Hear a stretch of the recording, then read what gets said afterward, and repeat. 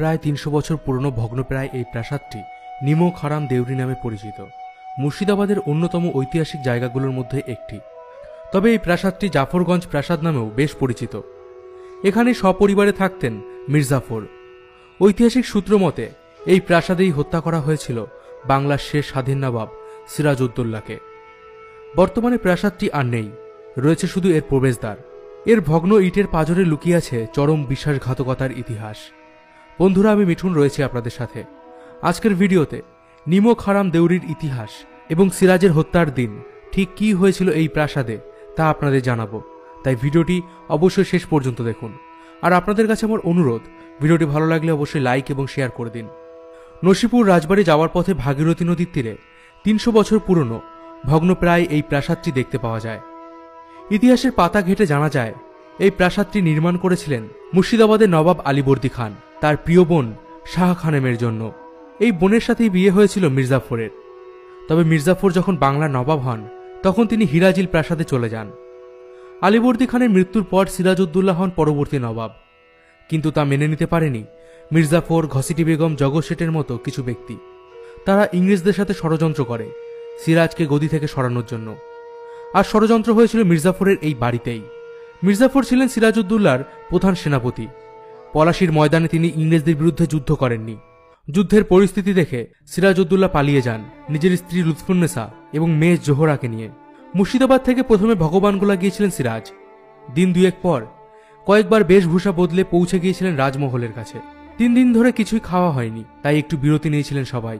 রান্না করা হয়েছিল খিচুড়ি, কিন্তু ভাগ্যের কি নিষ্ঠুর পরিহাস, ওই এলাকাতেই থাকতেন শাহাদানা নামের এক ফকির। মাত্র কয়েকটি মোহরের লোভে সে গোপন খবর পৌঁছে দেয় সিরাজউদ্দৌলা এখানে আছে। এ যেন আকাশের চাঁদ হাতে পেয়ে গেল মির্জাফর মিরনরা। দিন রাত এক করে যার খোঁজ চলছে গোটা বাংলায়, সেই সিরাজ এত কাছে রয়েছেন। খবর পেয়ে মির্জাফরের জামাই মীর কাসিম সশস্ত্র সৈন্যদের নিয়ে নদী পার করে ঘিরে ফেললেন গোটা এলাকা। বন্দি সিরাজকে ২রা জুলাই ১৭৫৭ সালে নিয়ে আসা হলো মুর্শিদাবাদে। রবার্ট ক্লাইভ তখন সেখানেই ছিলেন। জাফরগঞ্জের এই প্রাসাদে পদচ্যুত নবাবকে মাঝরাতে হাজির করা হলো মির্জাফরের সামনে। মির্জাফরের সামনে দাঁড়িয়ে কাঁপতে কাঁপতে প্রাণ ভিক্ষা করেছিলেন সিরাজউদ্দৌলা।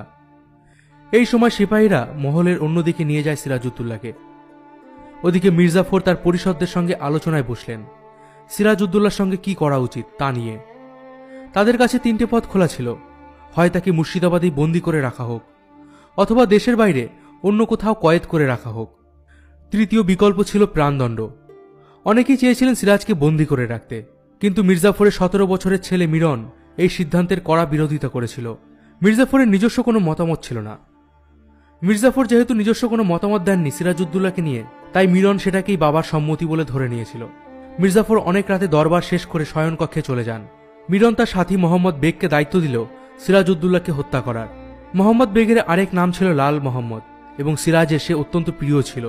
মিরন তার সঙ্গী সাথীদের নিয়ে সিরাজউদ্দৌলার কাছে গেল। তখনই সিরাজ বুঝে গিয়েছিল এরপর কি হতে চলেছে। তিনি আবেদন করলেন মেরে ফেলার আগে তাকে যেন স্নান করে নামাজ পড়ার অনুমতি দেওয়া হয়। নিজেদের কাজ তাড়াতাড়ি শেষ করার তাগিদে হত্যাকারীরা সিরাজের মাথায় ১ ঘড়া জল ঢেলে দেয়। তিনি যখন বুঝলেন যে ঠিকমতো তাকে স্নান করতে দেওয়া হবে না, তখন তিনি খাওয়ার জন্য একটু জল দিতে বললেন। ঠিক তখনই মোহাম্মদী বেগ ছুরি দিয়ে সিরাজের উপর প্রথম আঘাতটা হানলেন। ছুরি দিয়ে আঘাত করার সাথে সাথেই বাকিরা তলোয়ার দিয়ে হামলা চালালো সিরাজের উপর। কয়েক মিনিটের মধ্যেই তাদের কাজ শেষ হলো। মাথাটা ঝুঁকে পড়ল সিরাজের, তিনি গড়িয়ে পড়লেন। তখন সিরাজউদ্দৌলার বয়স ছিল মাত্র ২৫ বছর।